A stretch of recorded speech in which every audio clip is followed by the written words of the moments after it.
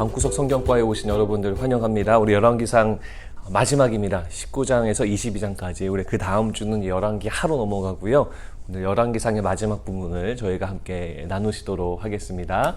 자, 저희가 지난주까지 살펴봤던 내용은 무엇이었냐면 우리 바알 선지자들하고 그리고 엘리야하고 이 영적인 대결에서 하나님의 능력이 나타났죠.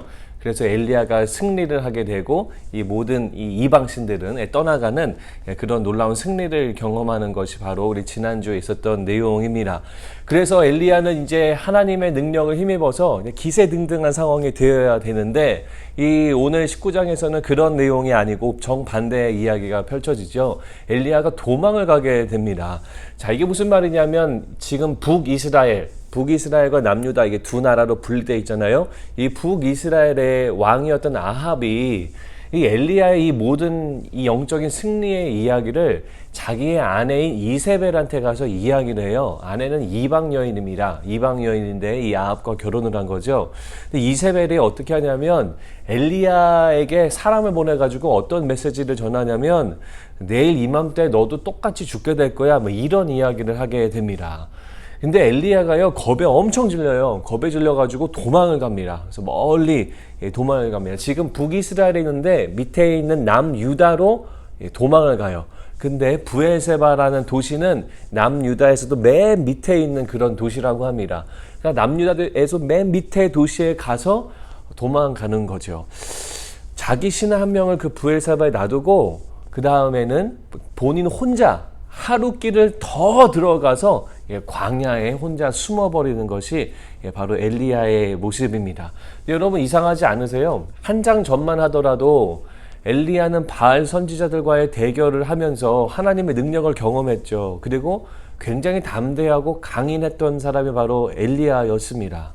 근데 무슨 일인지 모르지만 이 왕의 아내인 이 왕후의 그 명령, 너도 이제 죽게 될 거야. 이것에 겁에 질려가지고 도망가는 그런 존재가 되어버리는 겁니다. 엘리야는 이스라엘 백성들, 유대인들이 생각하는 아주 그 손에 꼽히는 선지자 중에 한 명이잖아요. 이런 천하의 엘리야도 지칠 때가 있다라는 거예요. 이 천하의 엘리야도 번아웃 될 때가 있다라는 겁니다. 이것은 우리가 이걸 통해서 뭘 알 수 있냐면 모세가 되었던 엘리야가 되었던 아니면 믿음의 조상 아브라함이 되었던 아니면 이스라엘의 가장 사랑하는 왕인 다윗이 되었던 상관없이 모든 하나님의 사람들은요 사람이라는 거예요. 인간이라는 거예요. 즉 한계가 있고 제한이 있다라는 겁니다. 이 모든 중요한 인물들도 다 쓰러지고 번아웃되고 지칠 때가 다 있었다라는 거예요. 자연스럽게 누구를 바라보게 돼요? 지치지도 않고 번아웃도 안 되고 항상 신실하시고 변함이 없는 예수님을 바라보게 되는 겁니다. 결국은 이 말씀을 통해서 이 모든 이 성경의 독자들, 리더들과 그 다음에 모든 하나님의 백성들이 결국은 예수님이 필요하구나, 완벽하신 분이 필요한 거구나, 이것을 우리 가운데 알려주고 있는 거예요. 자, 엘리야가 어디까지 도망가냐면 로뎀나무, 광야에 가서 로뎀나무가 서 있는 데서 등을 이렇게 기대서 쉬게 됩니다. 로뎀나무는 원래 광야에 있는 많은 나무들이라고 합니다. 퍼져 있는 그런 나무들이고 이 광야를 지나가는 나그네들이 이 로뎀나무를 가지고 불을 지피기 쉬운 나무래요. 불도 지피고 그늘이 있을 때 이렇게 그늘 밑에 가서 쉬기도 하는 그런 나무입니다. 그래서 그 나무에 기대어 쉬면서 엘리야가 하나님 죽고 싶어요, 뭐 이런 이야기를 하게 되는 겁니다. 그러면서 무슨 말을 하냐면 넉넉하오니 하나님 이제 넉넉하오니 저 죽고 싶습니다, 이런 이야기를 하는 거예요. 그 말은 뭐냐면 단순하게 우리가 살기 싫어요, 저 자살하겠습니다, 이런 차원이 아니라 하나님 제가 할 만큼 다 했습니다. 하나님 제가 더 이상 여한이 없습니다. 충분히 할 거 다 한 것 같아요. 하나님 뜻 다 이루어 드린 것 같아요. 저에겐 더 이상 에너지가 없어요. 뭐 이런 말과 마찬가지죠. 저희들도 그럴 때가 있죠. 우리들도 이럴 때가 있습니다. 예수님이 빨리 오시면 좋겠다, 뭐 이런 말 할 때가 있잖아요. 엘리야도 그런 상황이었습니다. 그렇게 자고 있는 엘리야를 깨워서 하나님이 2번 천사를 보내셔서 떡도 주고 물도 주시는 겁니다. 세상 사람들이, 우리들이 가장 필요한 것은 뭐죠? 먹을 음식과 물, 이것이 가장 우리에게 필요한 겁니다. 이 떡과 물을 먹고 엘리야는 다시 일어서서 열심히 달려갑니다. 열심히 달려가서 그 다음에 어디에 도착하게 되냐면 바로 호렙산에 도착을 하게 되는 겁니다. 자, 호렙산에 가서는요, 하나님이 무슨 말씀을 하시냐면 너 지금 뭐 하고 있어? 이런 이야기를 해요. 정신을 번쩍 들게 만드는 겁니다.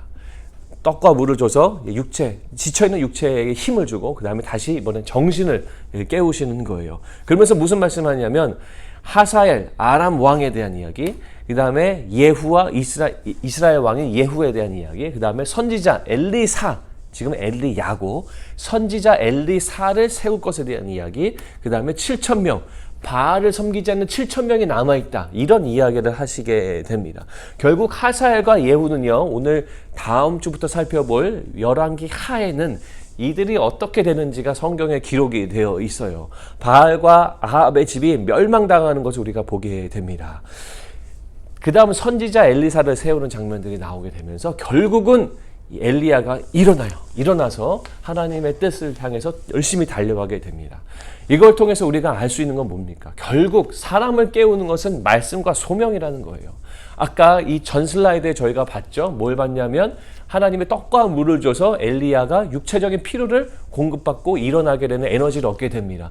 궁극적인 것은 뭐냐? 하나님 물론 육체적인 것도 도와주시지만 결국 사람이 살게 하는 것은 말씀과 소명이라는 겁니다. 예수님이 그런 말씀을 하시잖아요. 떡으로만 살 것이 아니고 뭡니까? 하나님의 말씀으로 살아라. 이게 그 말이에요. 물론 우리가 떡과 물을 마셔서 육체적인 에너지를 얻습니다. 그러나 결국 우리를 살게 하는 것은 말씀과 소명이라는 것을 절대 우리는 잊어서는 안 됩니다. 소명은 잡이 아니에요. 소명은 명사가 아닙니다. 내가 변호사가 될 거야. 내가 국회의원이 될 거야. 이건 소명이 아닙니다. 그냥 희망사항이죠.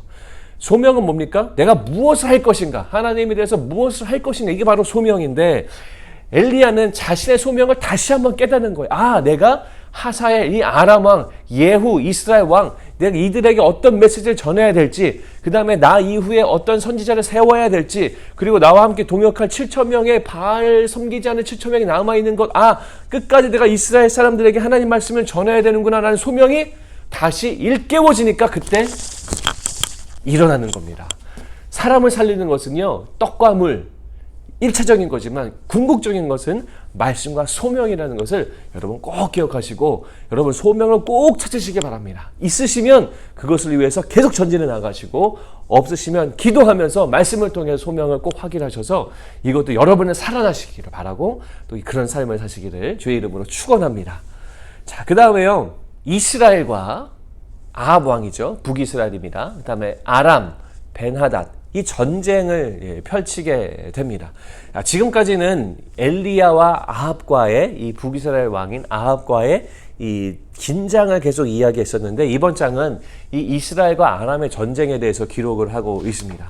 이 벤하닷이라는 이 왕이요, 이 아람의 모든 군대를 다 동원합니다. 후방에 있는 군대까지 다 동원을 해서 그 전쟁을 이스라엘을 치러 오게 되고요. 32명의 왕들을 데리고 왔다라고 이야기하는데 그것은 본인 밑에 있는 그 조그마한 왕들을 이야기해요. 그래서 그런 왕들, 지금으로 말하면 주지사, 그리고 대통령이 있으면 주지사, 이렇게 생각하시면 되는데 이 32명의 왕을 다 이끌고 약 10만 명의 군사를 동원을 해서 이스라엘과 전쟁을 치게 됩니다. 군사력이 막강한 상황이고 전쟁에서 이길 것을 예상했겠죠. 군인이 많으니까.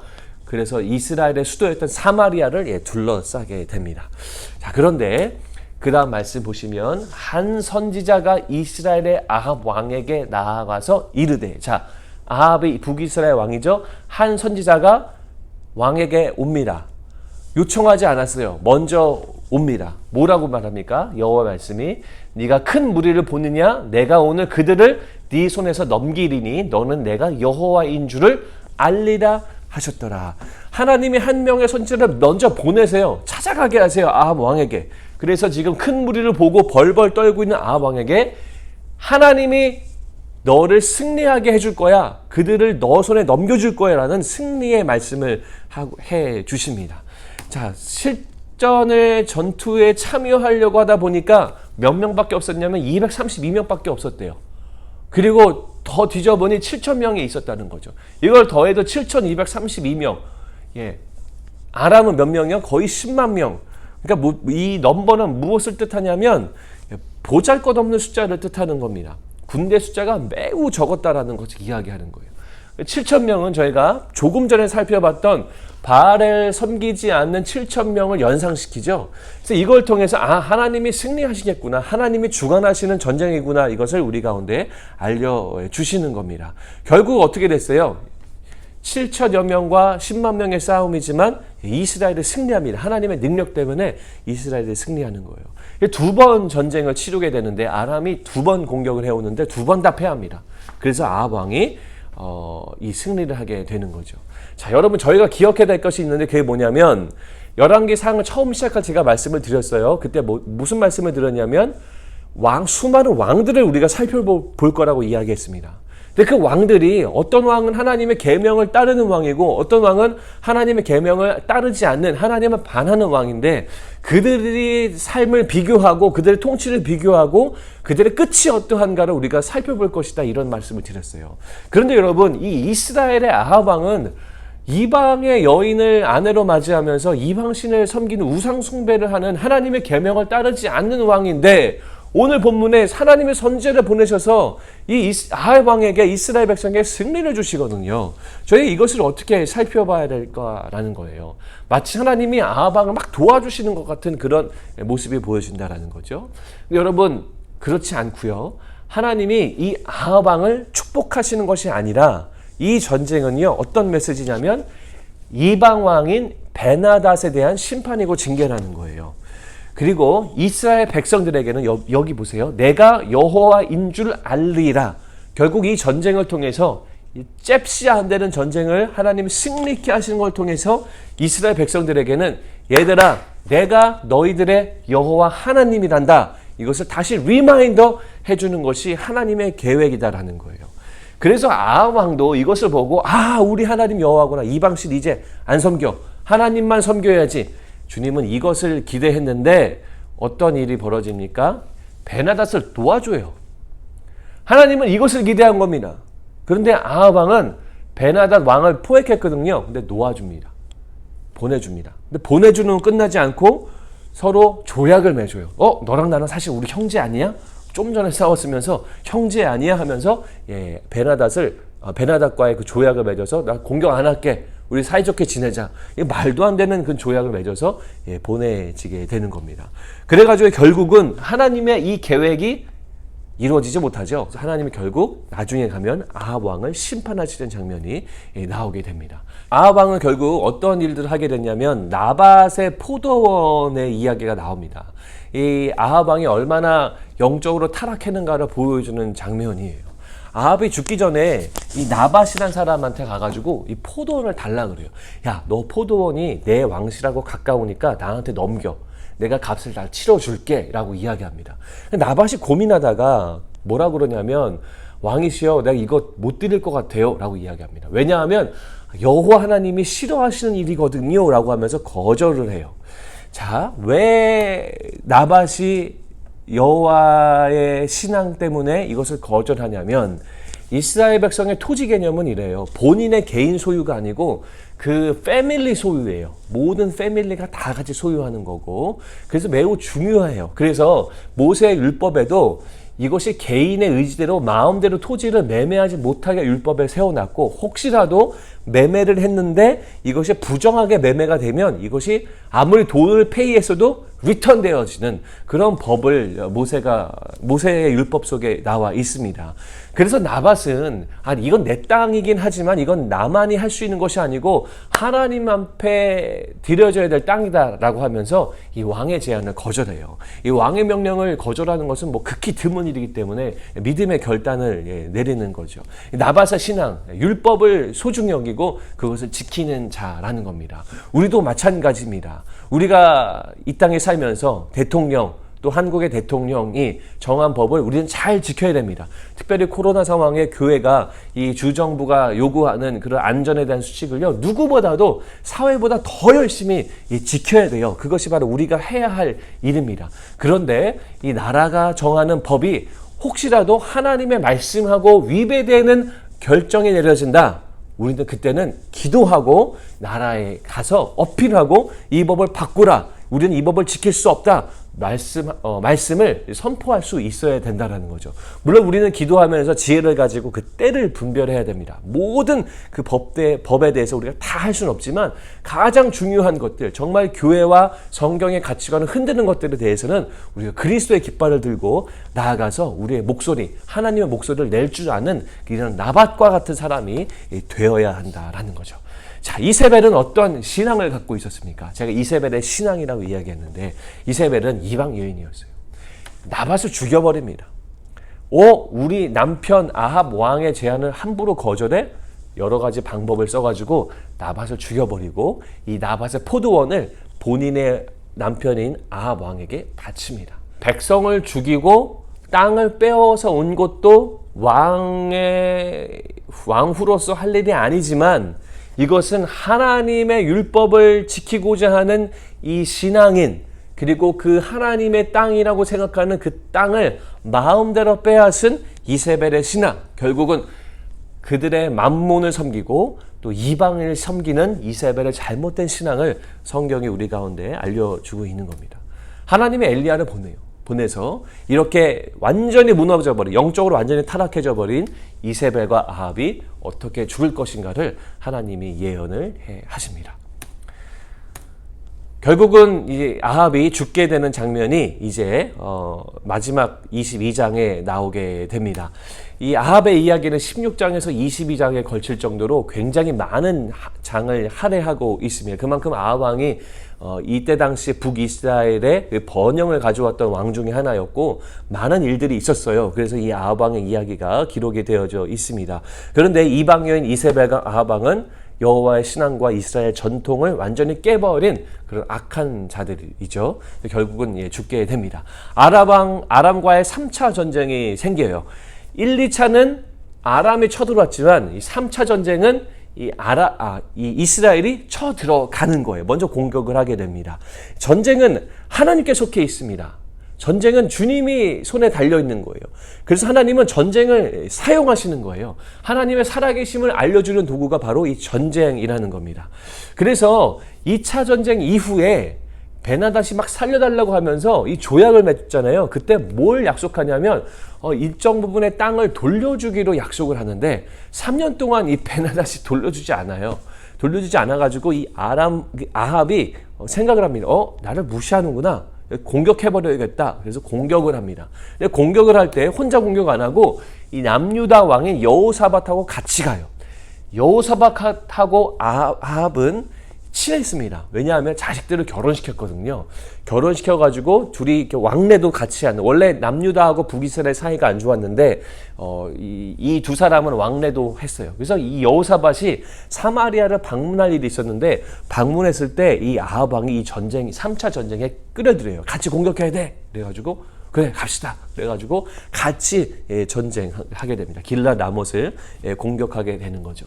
공격을 하게 되는 그때에 이 말씀이 나옵니다. 무슨 말씀이냐면 이스라엘 왕이 여호사밧 왕에게 이르되, 즉 아합 왕이죠. 아합 왕이 여호사밧 왕에게 이르되 아직도 이물라의 아들 미가야라는 한 사람이 있는데 그로 말미암아 여호와께 물을 수는 있으나, 미가야 선지자인데 물을 수는 있지만 그는 내게 대하여 길한 일은 예언하지 아니하고 흉한 일만 예언하기로 내가 그를 미워합니다.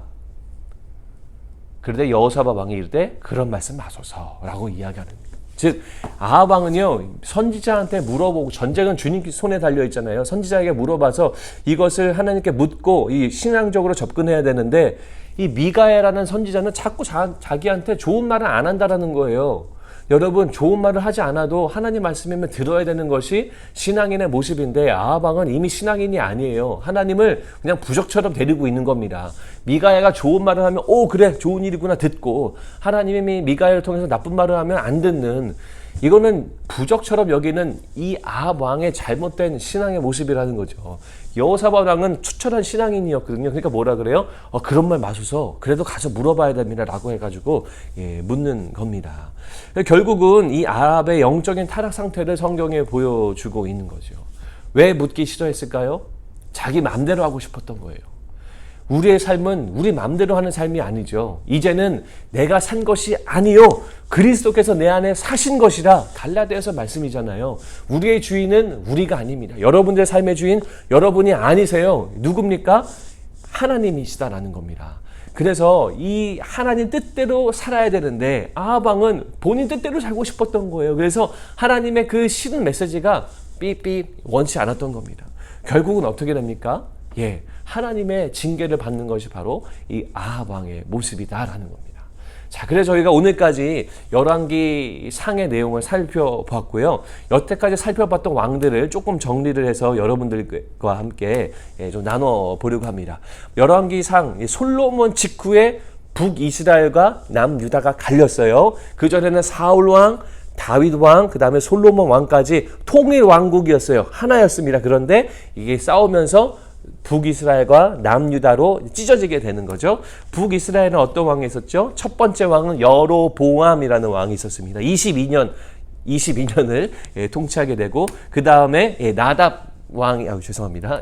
나답 왕이 있었습니다. 그 다음에 구테타를 저질러서 바사가 이 여로보암과 나답의 이 왕조를 패하고 본인이 스스로 왕이 돼서 24년 동안 있었고요. 그 다음에 엘라가 2년 있었고 이 시므리아라는 사람이 이 엘라의 충신이었는데 또 구테타를 이뤄가지고 왕권에 올랐다가 7일 만에 죽는 사람이 바로 시므리고요. 그 다음에 시므리 다음은 오므리, 이름이 비슷하지만 오므리가 있었고 그 다음에 아하방, 저희가 계속해서 살펴봤던 아합 왕이 있었고 아하방 왕의 아들인 아하시아까지가 오늘 열왕기 상에 기록이 되어져 있습니다. 그 다음에는 이제 남유다에는요 르호보암이 시작을 했죠. 르호보암이 17년에 있었고 아비암이 3년에 있었고 아사가 41년 동안 통치를 하고 그 다음에 여호사밧 왕, 우리가 오늘 말씀에 잠깐 나누었고 성경에 잠깐 언급되어 있지만 이 여호사밧 왕이 이 열왕기 상에 기록이 되어 있습니다.